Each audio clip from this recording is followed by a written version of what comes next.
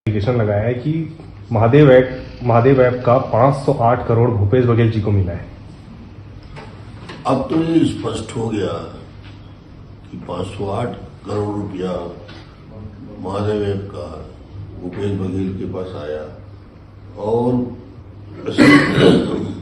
असीम दास को गिरफ्तार किया गया। असीम दास की गाड़ी में 5 करोड़ 37 लाख रुपए जब्त हुआ।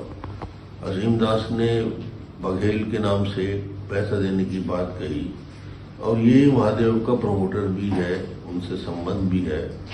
अब समझ में आ रहा है कि भूपेश बघेल ईडी से इतना डरता क्यों है, रोज सवेरे शाम ईडी का नाम क्यों लेता है।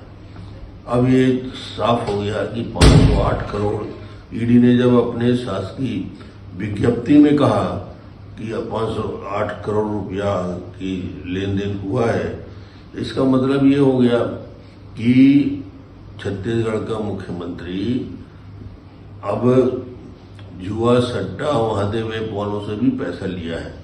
शराब घोटाला, कोयला घोटाला, चावल घोटाला वहां तक ठीक है, मगर ये तो प्रमाणित दस्तावेज प्रस्तुत कर दिया ईडी ने।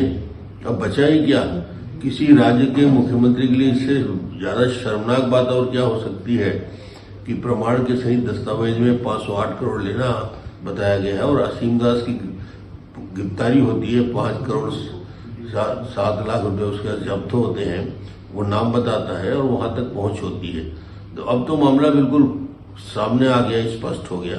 तो ये निश्चित रूप से किसी व्यक्ति के ऊपर इतना बड़ा आरोप लगे तो उसे उस पद में रहने का अधिकार नहीं बचता।